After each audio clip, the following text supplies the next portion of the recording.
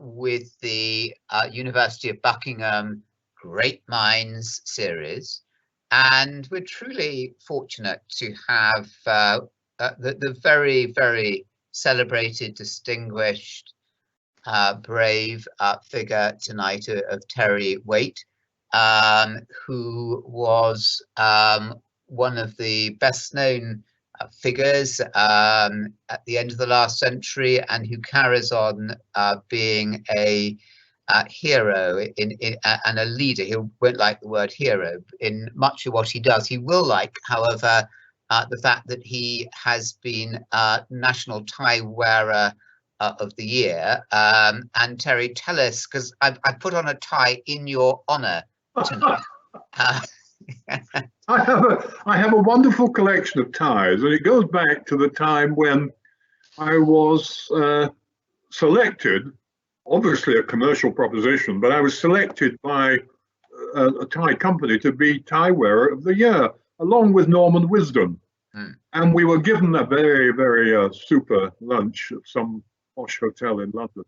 And as we met outside, Norman was wearing his tie, I was wearing mine. And Norman, as you recollect, was 5 foot nothing, and I was 6'7". And Norman said, "Come on, let's make a grand entry." And so I put him under my arm and carried him into the lunch, which caused great amusement. And we were elected Tie Wearer of the Year. I think, if I'm not mistaken, the tie that we received was designed by the late Edward Heath. I think so. But I've got it framed upstairs because they gave us a framed tie. That's a little bit of trivia for you. Ted Heath.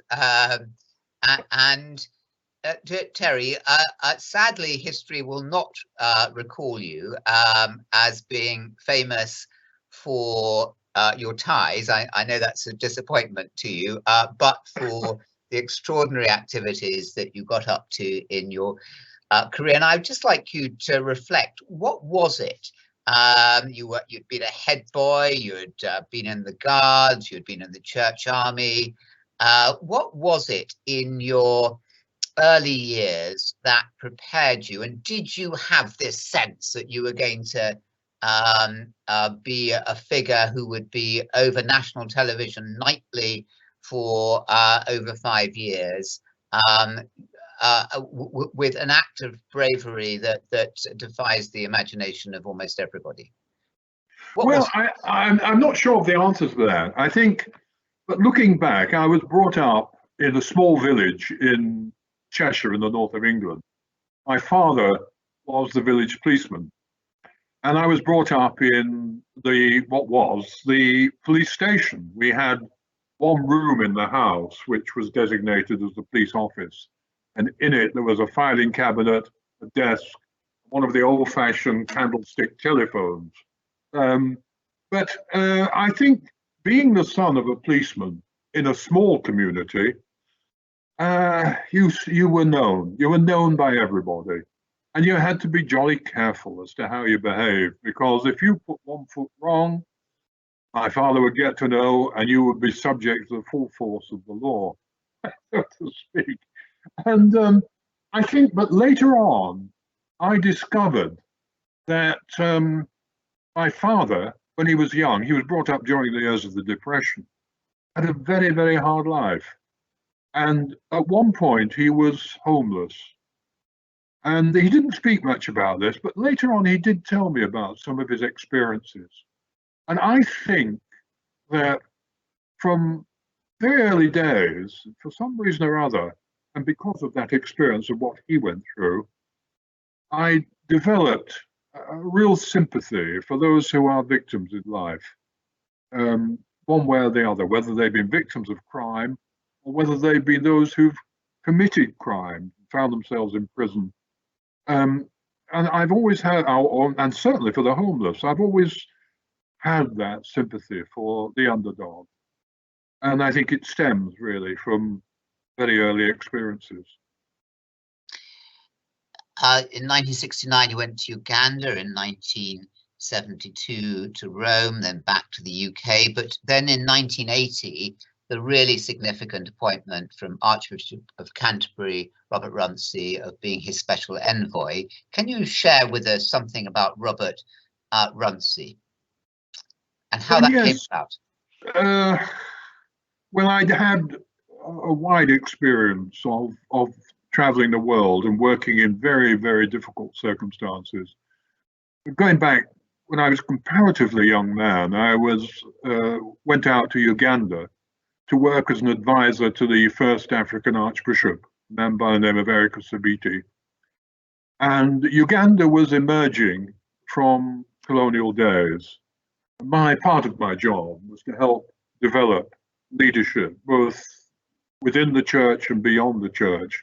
By the way, I'm not a clergyman, I'm a layman. I've never had any vocation to be a cleric. And my eyes were opened in those days because I saw some of the most terrible things happen when Amin came to power. I mean, I remember witnessing people shot before my eyes, and I found it extremely difficult to cope with those circumstances. My colleagues, a number of my colleagues, were taken and put into these vast prison camps, and I used to visit them, and a number of them were murdered. One churchman by the name of Janani Lawum, very brave man, he was later became Archbishop. He continued to protest against the wrongs that were taking place in that country, and he was murdered. And I sort of in that experience became really aware of how when law and order breaks down in any societies, we're seeing it in America at the moment, all hell breaks loose. And I saw that in Uganda.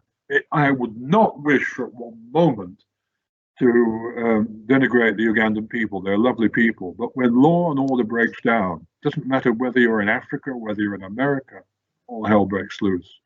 I went on to work all around the world with a Roman Catholic missionary order to help them in their development, largely in helping them in develop medical services to those who had little or nothing.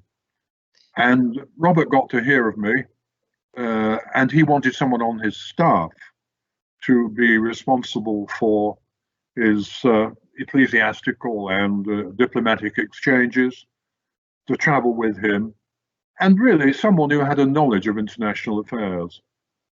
And so I was put on his staff, on his private staff.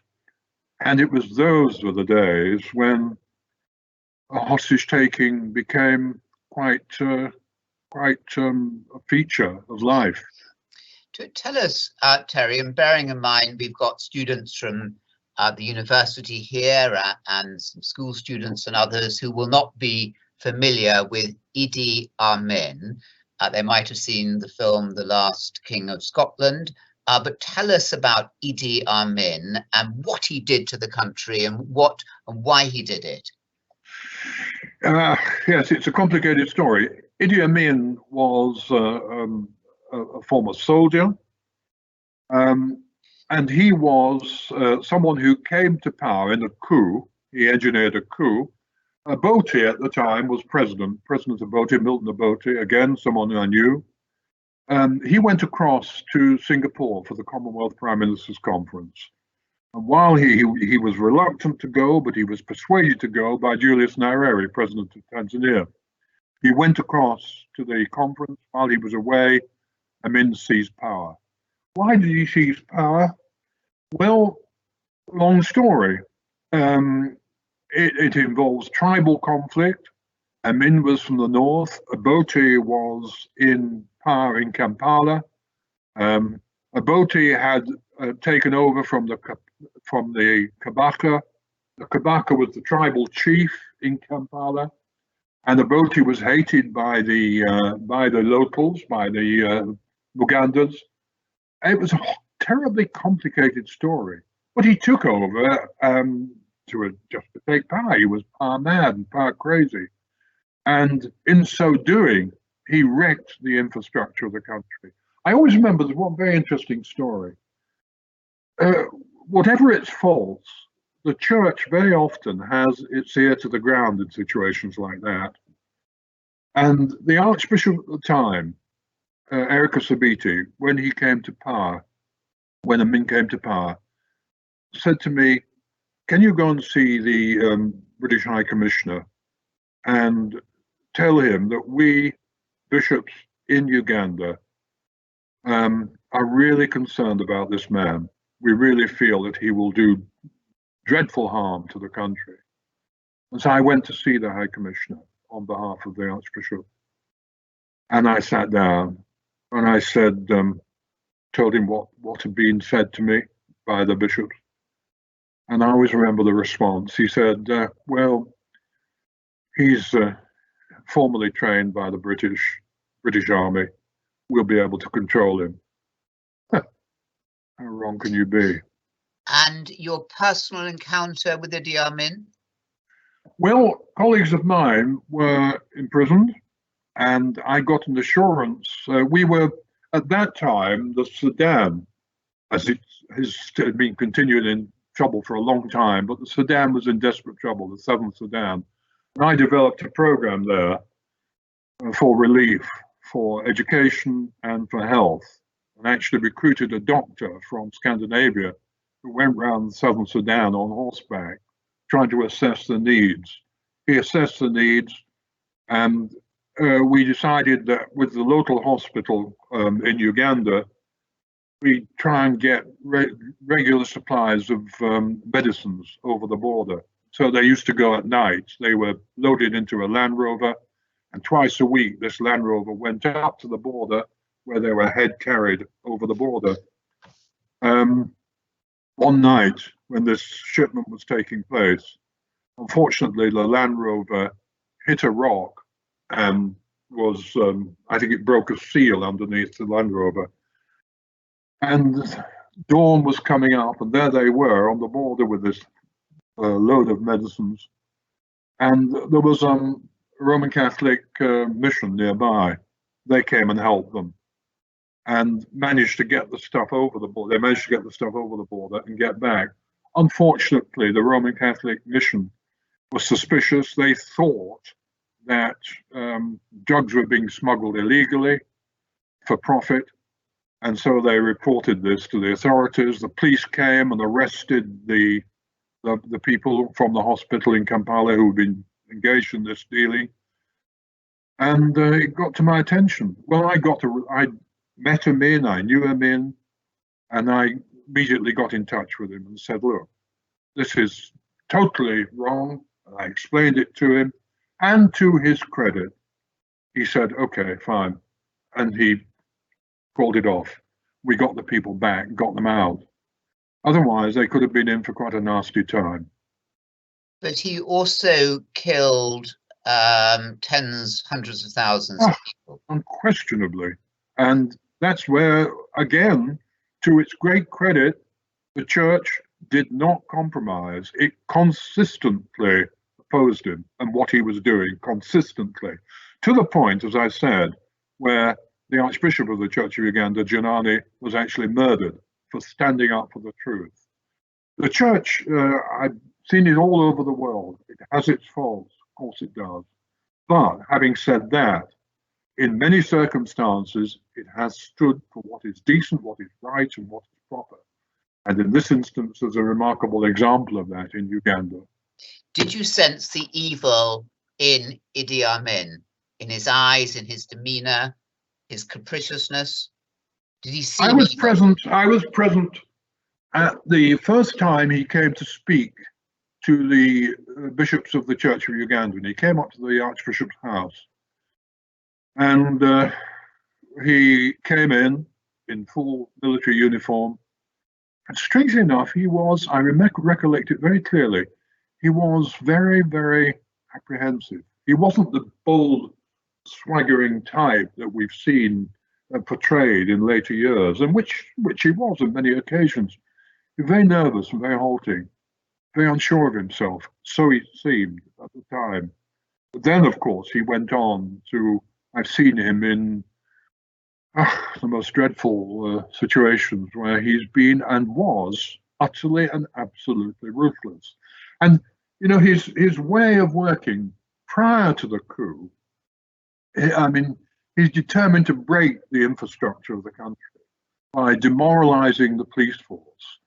I mean, you could go along to the army barracks, for example, and you could hire a machine gun for the night, which was done, and the army would go around with these weapons and terrorize the population. I remember one night we chased one of the little VW, which was being engaged in robbing the area. We chased him in the car. We actually drove him off the road and hauled him out of the car, and he was a military man. So there were two or three of us. So we took him to the barracks. Now I remember the CO coming out. He was another foolish fellow coming out and saying, "Okay, we'll take him." And they took him in, and of course nothing happened. Nothing happened at all. Terry, comparing Gaddafi, the Libyan leader, to Amin, similar characteristics or very different people? No, I think very different. I think Gaddafi was much more intelligent. Although he was capable and actually did, as far as I can understand it, engage in some very brutal acts, he was far more intelligent than Amin ever was. And he was a very wily character, of that there was no doubt. And he was a very astute man in many ways. They had to be to maintain control in a country like Libya. But he wasn't all bad. I mean, he did do some very positive and good things for Libya, you know, in the water supply and so on and so forth. So I say there were two extremely, very, very different characters indeed. And what is the skill, this is before you were captured yourself, of negotiating with these powerful people, the leaders of the Iran Revolution? What were you doing that was making them release hostages? Well, I think, looking back on it, I think in those days, there was, and still is to a certain extent, but not to the same extent, there was respect for the fact that I was representing a religious leader for whom, believe it or not, they had respect. They had respect for the religious leader, for one in Uganda and for Robert Runcie as Archbishop of Canterbury. That's one thing. The second thing is that I was seen to be neutral. I wasn't seen to be an employee of government, which I wasn't. I was seen to be someone who would be fair. And more than anything else, I was able to listen and listen to what they had to say and listen as to why, try and understand why they were behaving as they were behaving. So I think those were factors that really entered into being able to be reasonably successful on a number of occasions. Let's come to Lebanon, and you arrive on the 12th of January, and 8 days later, you are captured in 1987. What were you doing there? And did you have any intimation that this might be going wrong? Very much so, yes. Let's take the second part of your question first. Very much so. I think one needs to go back a bit. I mean, I'd been negotiating with success in terms of being able to obtain the release of people in different situations without payment and without making an exchange that would compromise my own particular moral stance. And hostage taking was still continuing. And in Beirut, hostages were disappearing from the streets of Beirut with alacrity. I mean, from all over the world, from the United States of America, from right across Europe, the UK. And the families of hostages came to see me. And I never actually said, let me be involved in these situations. I was always responding to requests from people who had made a request to Lambeth Palace because they knew that we had some degree of success in that field. They came from the United States in the first instance on behalf of two clergymen, Benjamin Weir and Martin Jenko. Benjamin Weir was a Roman Catholic priest, Martin Jenko was a Presbyterian minister. And they said, can you help us with this situation? They've been taken, we don't know where they are, we don't seem to be getting any help. And initially I said no. I said, I just cannot take on another case. I have been just finished in Libya, and it isn't my main work to be engaged in hostage negotiation. I got a load of other things to do. So they went away and they came back again. They came back 3 times. And then other people were coming to Lambeth. Families of the family of John McCarthy, for instance, the British hostage who had been taken hostage. They asked for help. And a whole range of people. And eventually I said, right, I'll give it a try. And it was with a bit of a heavy heart, I have to say, because I knew the situation in Lebanon was extremely politically complicated. I knew it would probably last for a long time, the hostage situation. And my own belief was that if you take up a case on behalf of people who are taken hostage and are suffering on behalf of the families, then you stick with it until such time as your presence becomes dangerous or impossible for the hostages themselves. You've got to stick with it. And I had to be prepared for that. Well, cut a long story short, it was proving to be extremely difficult to really get anywhere. I had been able to make contact with the hostage takers in Beirut. I'd had conversations with them. They had released then, they released the 2 hostages, the 2 clergymen, Weir and Jenko, and they released them and said, in so many words, that they were being released as a sign for me to keep up my activities on their behalf. They wanted, their demands were, better conditions for their blood relatives who were being held on a variety of terrorist charges in Kuwait. I said that I couldn't intervene in due process of law, but what I would do as a humanitarian was try and look into that situation and see if, in fact, they were being ill-treated and badly treated, and if I could do something about it. And I got absolutely nowhere with that, nowhere at all. And then a hostage was released, totally to my surprise, a man by the name of David Jacobson.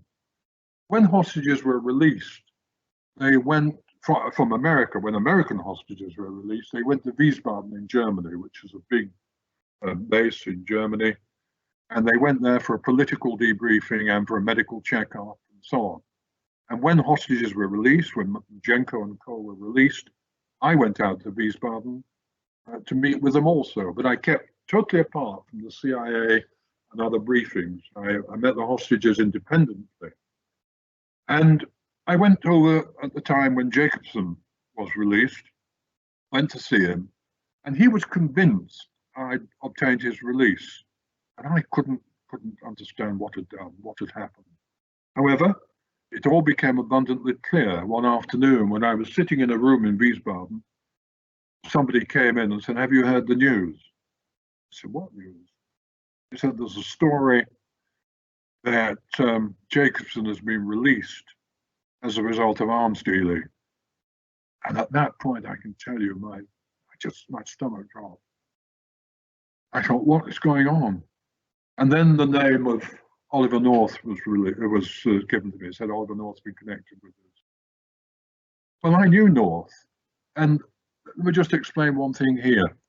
When you're working as an independent negotiator, as I was in those days, and you're working in these sensitive situations, you can guarantee that every intelligence agency that has an interest in that part of the world or in what you're doing will want to know you. And the difficulty you face is this: How much do you share? How much do you keep to yourself? If you have any political savvy at all, you will know that frequently intelligence agencies engage in activities and deals with which you would not wish to be associated. Therefore, you're very cautious. Doesn't mean to say you don't speak to people, but you're very cautious. I met North, also did on several occasions. So when I heard this news that arms dealing had taken place, I actually got on the phone to him. I phoned the White House from Wiesbaden, and I asked to be put through to North. North was had a direct contact with the White House, and I was put through to him. I said, "What is it? What's happening here?" And he said, "Oh, don't worry, it'll be over in a few days." And I knew it wouldn't be. I came back to the UK with a very heavy heart, and of course, then the whole story of arms dealing broke in the press. It was meant to be kept extremely secret, highly secret. It broke in the press. My name was being associated with arms dealing. And I thought, that is the last thing I'd be associated with. And I said to Robert at the time, we can't allow this. I have got to get back there to clear my name and to clear the name of the church. He said, I can't allow it. I said, I have to do it. He said, you're going into certain trouble. He said, you can't do it. I said, look, if you don't allow me, I shall have to resign and go back. I feel so strongly about this. Finally, he agreed, and I went back. After a week in that situation. This is now January 1987. Now January 87. I met with my captors, my eventual captors, and they said, in the past, you've asked to see the hostages. I said, yes. They said, we haven't allowed it. No. They said, now you can, because one is very sick and we think he's about to die. I said, if I come and see you, you'll keep me. They said, no. I said, 24 hours, give me 24 hours to think about it. I said, very well. And I went away. And I've always said this, I don't believe that there are many people who are full of altruism, and I certainly am not. I think when we do something for other people, consciously or unconsciously, we're doing something for ourselves. And in this instance, I felt that if that man dies, and I've had the opportunity to see him before he dies, now I haven't got the courage of my conviction to go and see him, I'm going to have to live with my conscience for the rest of my life.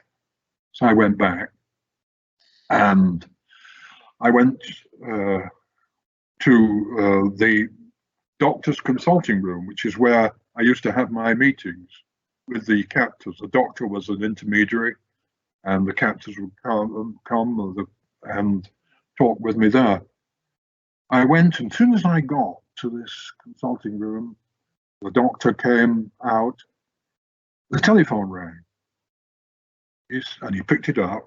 He said, I'm sorry, I've got to leave you. There's a crisis at the hospital. I said, can't you wait a moment? He said, no, I must go. When you leave, just close the door behind you. And I always remember taking my shoes off and walking up and down his consulting room, saying, should I stay? Should I go? And I thought, no, you've come so far, go. Then the door opened and my contact came into the room. Quick pat down, taken down to a car, usual procedure through which I've been many times. Driven across Beirut, out of the car, blindfolded into another vehicle, sitting between armed men in the back, taken to a safe house, complete change of clothing, blindfolded again. Wait 3, 4, 5 days by yourself, blindfolded, waiting. And then at the end of 5 days, they came, took me down to a car or a van, drove across town into what I believe was an underground car park. Trapdoor in the floor was lifted. I was told to jump down. Looking beneath my blindfold, I could see this trapdoor. Jump down, push across the room, and was put into a cell. Door clanged behind me. Then I realized the game was on. I was a hostage. Sorry, rather a long, involved story, but that's the story. That's what happened. So, tell us about that, Terry. And did it get worse and worse to a point for you in terms of your emotional and psychological health and physical health? Were you pretty much in a steady state over that period? I was very angry initially, very angry. I was angry with myself for taking such a risk. I was angry with my captors for breaking their word. I was angry for being what I regarded as being a fool. That's what I said to myself. You've been too naive. And I had to do something about anger. I had to come to terms with it. Well, the first week, I mean, I didn't eat. I suppose that was a way of saying, you've captured me, but I still have a measure of control. I still can control part of me. And so I didn't eat for the first week. After the first week, I then decided that, okay, I got control of my anger, and so I ate. Then, after that, after the first week was over, I settled down a bit. And it's difficult to look back on those years. I was moved from that position, from that place underground to a bombed out room, bombed out building. I was chained to the wall for 23 hours and 50 minutes a day. I had no natural light.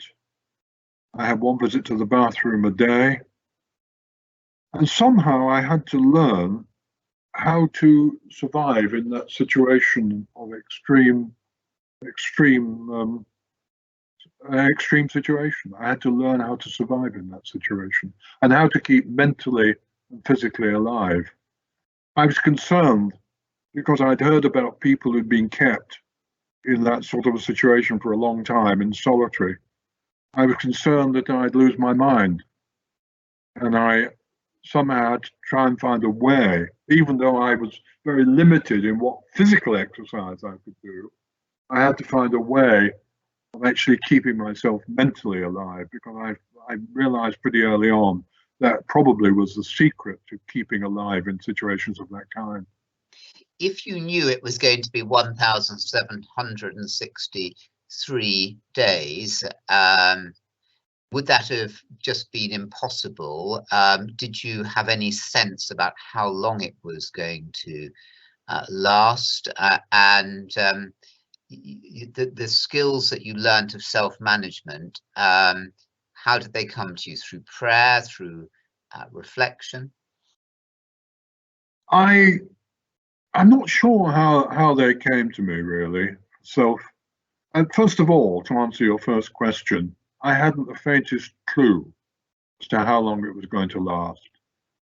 I was subject initially to interrogation, and in that I was beaten on the soles of the feet with cable, so much so that I couldn't walk after that for a week, couldn't stand on my feet.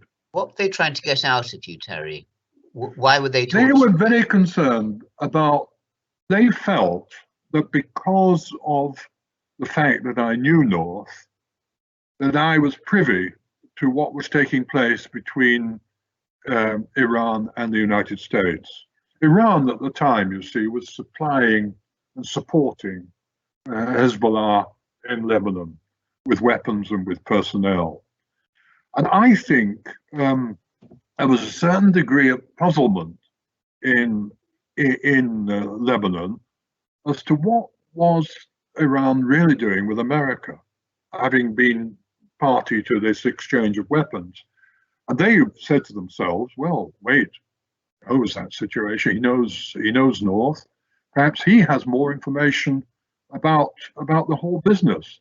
And that was what their whole questioning was about. My whole relationship with with North. And of course, I could tell them nothing because I knew absolutely nothing about Iran-Contra, not a thing about it. And so that was the reason for interrogation. They did the end. This lasted. This was for the first year. At the end of the first year, they came into the cell. I didn't. I only had a rough approximation as to what time it was, and they said you have 5 hours to live. And by that time, I was so exhausted that I just lay down on the floor and I slept. It was as though my body was coming to my aid. And after what I imagine was about 5 hours, they came into the room. They said, stand up. Of course, I was blindfolded, taken into the next room. And there were a number of people in there. They said, do you want anything? I said, yes, I would like a drink. My throat had gone dry because I was afraid, not of death so much, but afraid of how I would die. Would I be beheaded? Would I be shot? How would I die? They gave me something to drink. Is there anything else? I said, yes. I'd like to write a letter for my family, my friends. I said, you can write one letter. So looking beneath the blindfold, they provided the pencil and paper and I wrote one letter. Anything else? Yes, I'd like to say a prayer. You can. So I said out the Lord's Prayer out loud. And they said, turn around.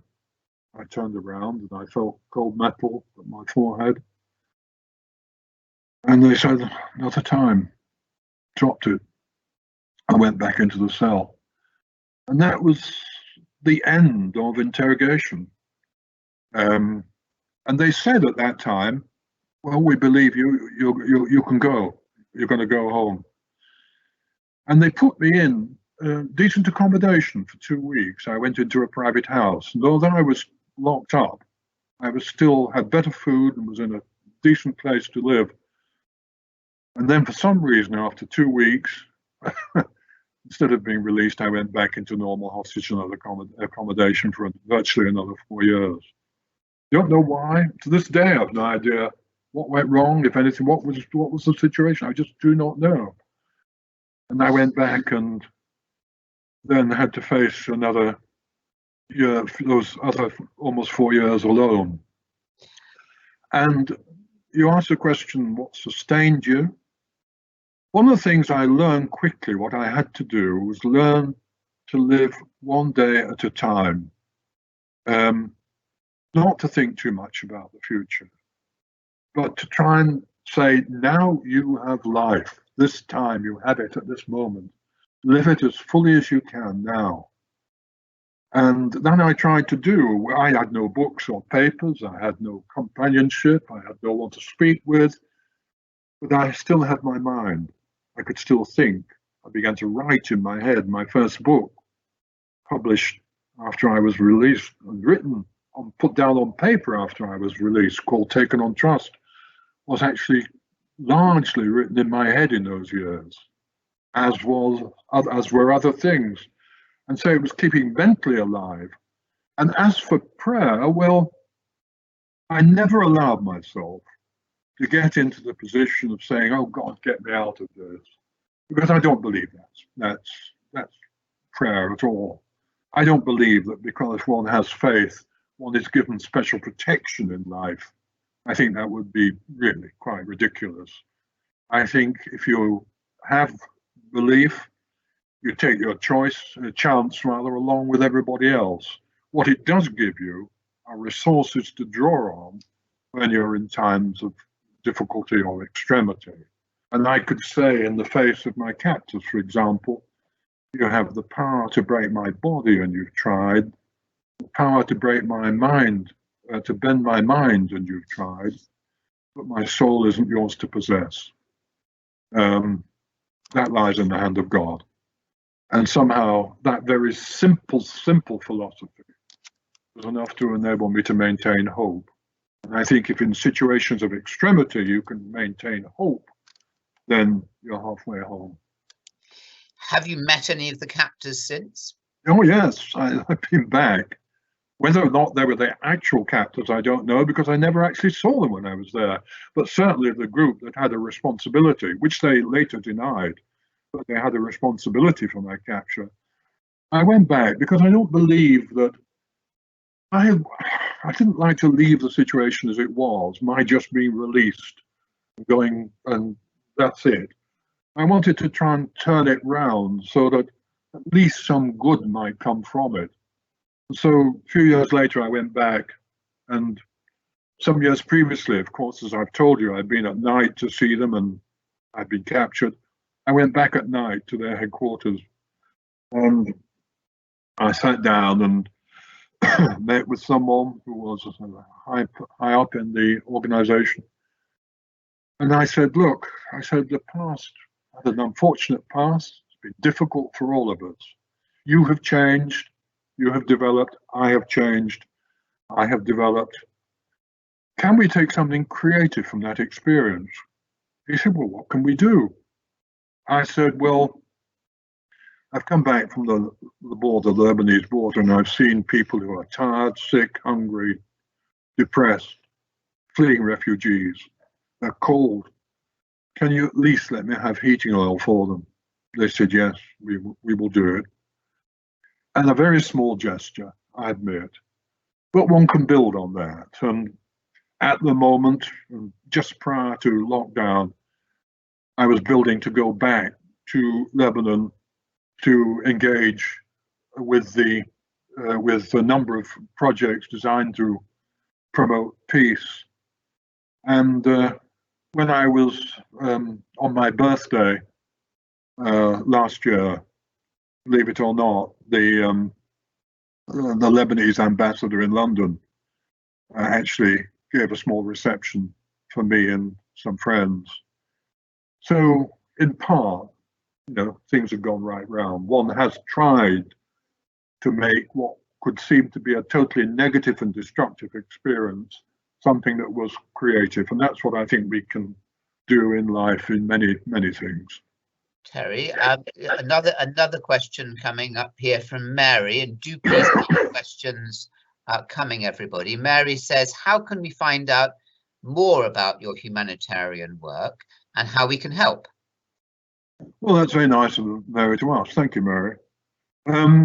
If you look on the web, you will see that there was an organization called Hostage International. When I came out, I was receiving many, many requests from hostage families to say, we're in the dark, we don't know what's happening, or we've got this, that, and the other problem, and then returning hostages who were finding difficulty.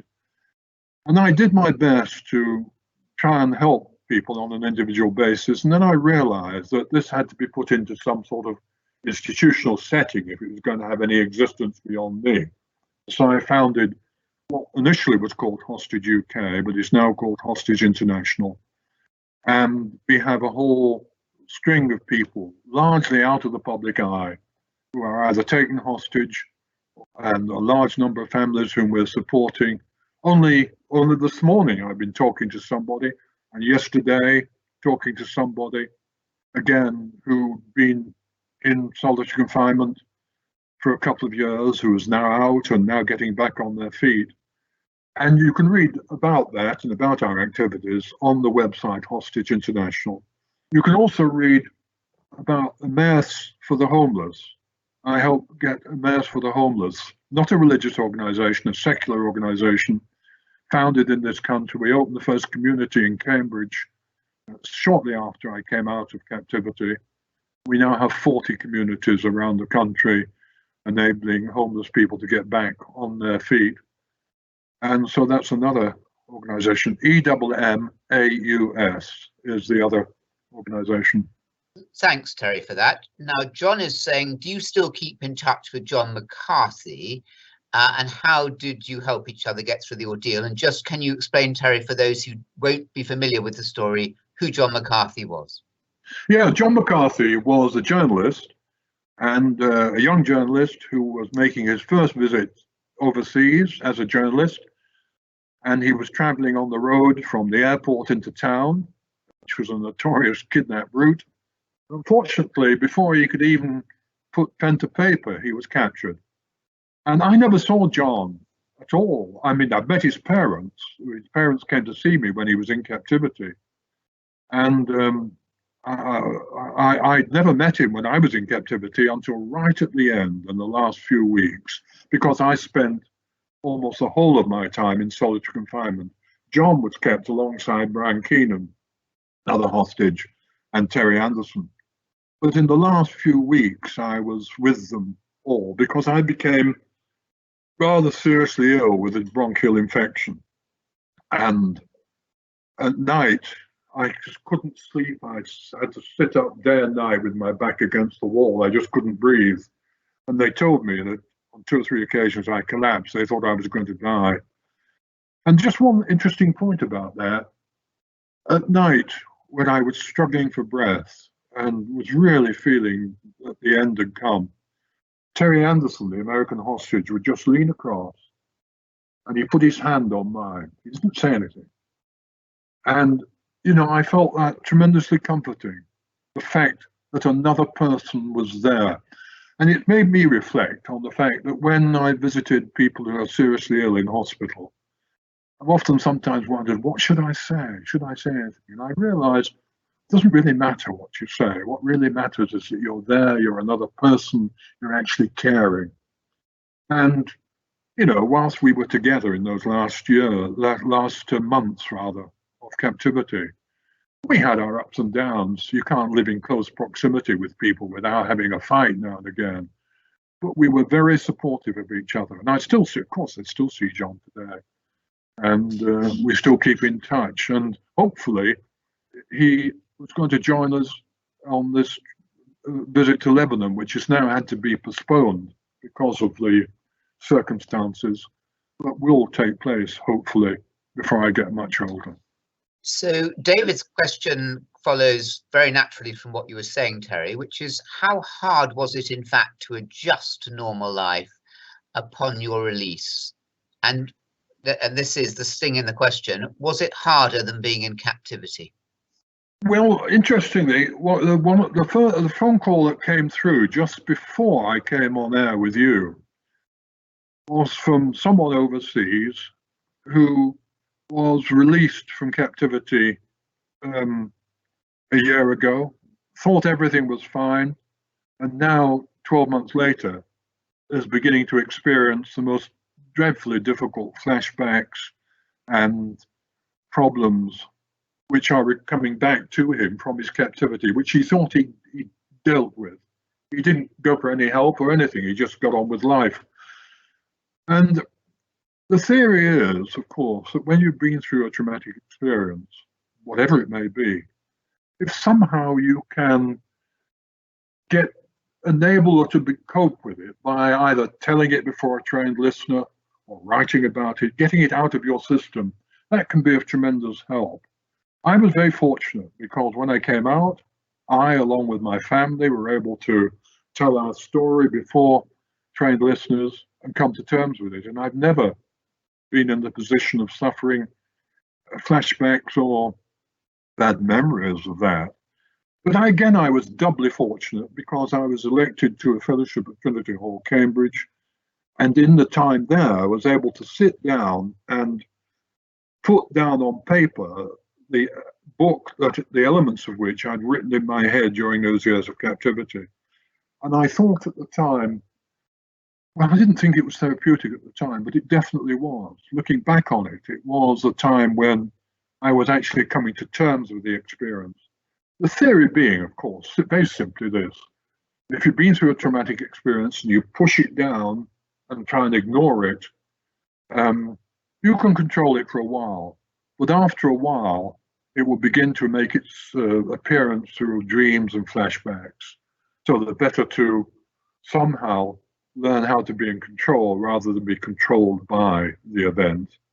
And so I was lucky, and that's why, again, one of the things we do in Hostage International, we have a whole group of professionally trained people around the country who offer their services on a pro bono basis and will help people who feel that they need help. Well, That fits in very well with Sarah's question.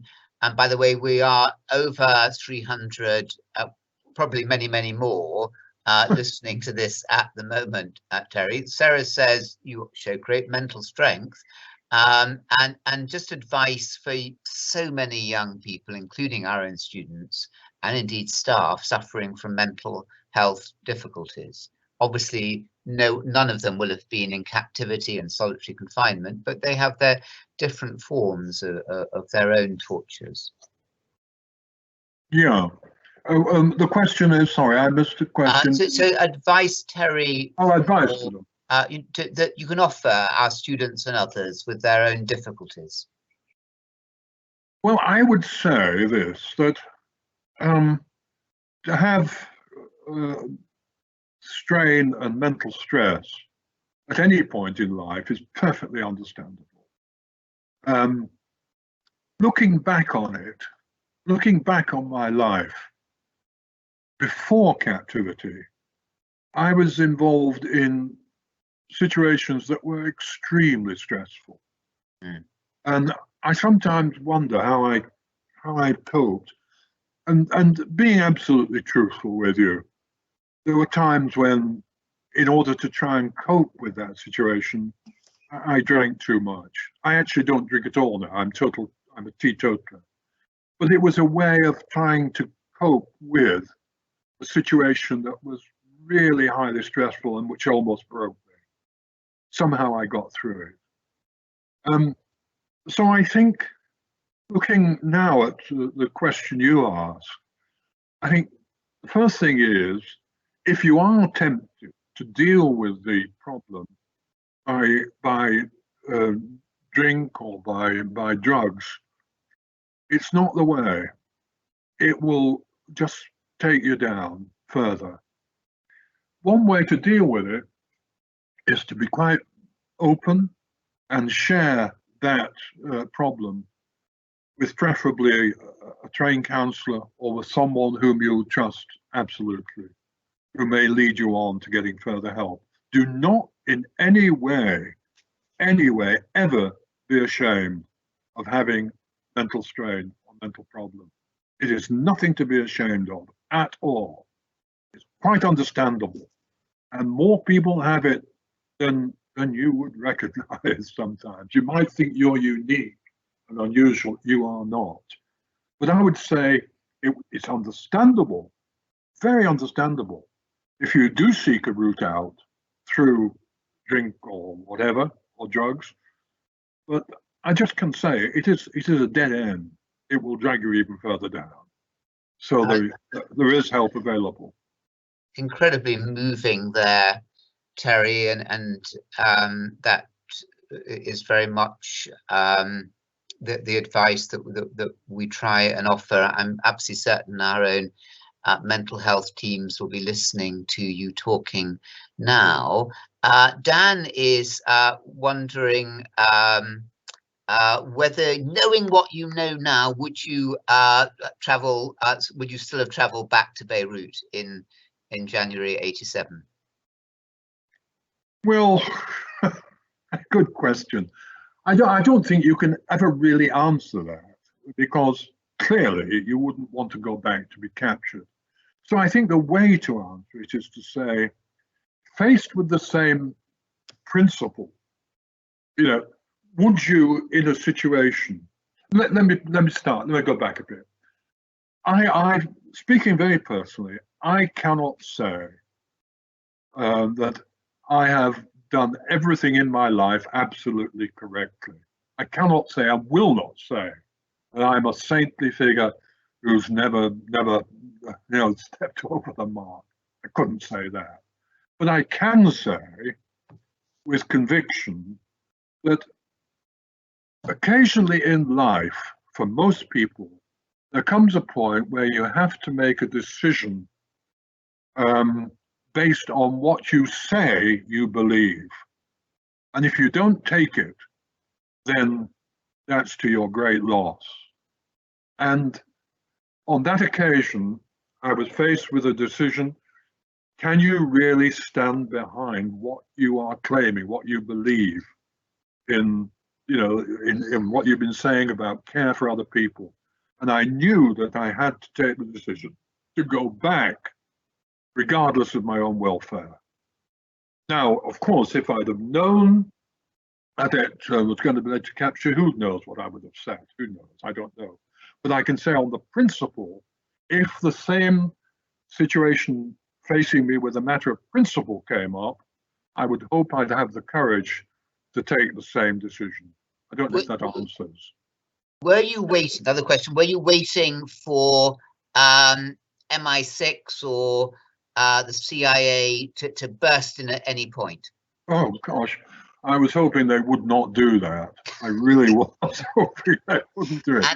And if you're going to, did they ever ask you whether they could put trackers or hidden microphones on you? No, they thought never asked that for one moment. There was an accusation, of course, that I'd been carrying a tracker and that I'd been found with a tracker. It was total rubbish. No, never once, and never would I either take such a device. But of course, one of the reasons, why one had a complete change of clothing in those days before being taken captive was to examine whether or not there were scars on the body or trackers had been implanted in the body or was carrying anything. No, absolutely not. I wouldn't do it. I would not do it. No. Do you, another question, do you enjoy watching series like Fauda and others situated in that part of the world? Do you watch films about hostages? No, not at all. I've no interest in watching that. Why? I am not sure. I don't know. What do you enjoy watching, Terry? What do I enjoy watching?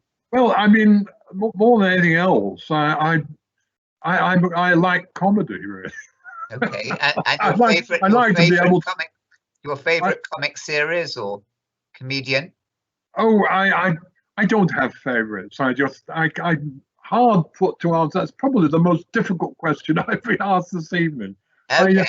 I just find that you've still got another 2 minutes. So Anonymous is saying, does Justin Welby have a special envoy like you? And Stephen says, how deeply was your faith tested? Did you ever give up? Yeah. Did you ever think of ending your life? I don't believe he does. No, I don't believe he has any. I wasn't designated special envoy. That was a designation given to me by the press. But I don't think he has anybody who does the work in the way that I did it. Probably a good thing too. Probably relieved by that. And what was the other question? Did you ever think of taking your life? And did you ever think of giving up your faith? Oh, right. No, I didn't think of giving up my faith at all. As I've said earlier, I've never believed that my faith would give me undue and unfair protection. I felt that I had to take it, but it did give me resources. It did give me the ability to say, okay, keep going. But then I believe the journey of faith. I suppose I'm not particularly orthodox, but I believe this for what it's worth, that God and the concept of God remains a great mystery, that we clothe that mystery in a human form and give it a shape so that we can comprehend. And the doctrines and dogmas of the church really can be viewed as handrails that guide us towards that mystery which lies beyond and within.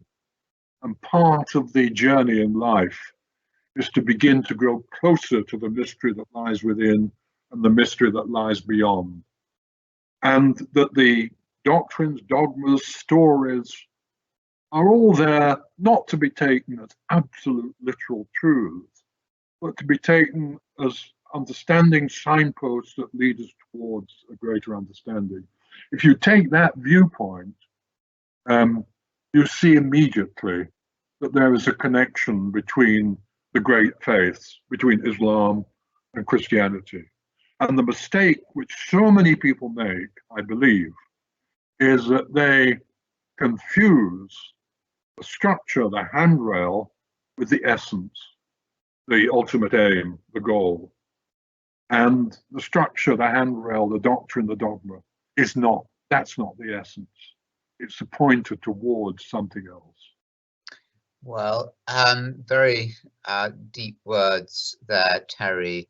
As we come to an end with some 400 listening in, and thank you for joining this University of Buckingham webcast. We have, as you may know, some writers coming up, Michael Morpurgo later this week, Philip Pullman next week, and also Henry Marsh, who wrote Do No Harm and a wonderful book about being a brain surgeon. But we also have somebody who is in a different form of captivity to Terry, one of the last survivors of the concentration camps under Nazi Germany, talking next week. Also that and many, many more. But I mean, for me, and I'm sure for everybody listening, that was just one of the most riveting, compelling and moving pieces of testimony one could possibly ever imagine. And Terry Waite, from this whole Buckingham community, our deepest and profoundest thanks. Thank you. May I just say in conclusion that going back over the story again tonight, I actually didn't find it particularly easy. I found at one point my hands were trembling a bit. And it does show that, yes, you're always affected by trauma in life. It never completely leaves you. But I have to say, it can strengthen you also. And it can deepen your compassion and understanding of what other people go through, which I hope it's done for me. Thank you, Anthony. Thank you, Terry, for that very moving epilogue. No words can cap that. Thank you. Thank you, all of you, and farewell. Till next time. Bye-bye. Bye.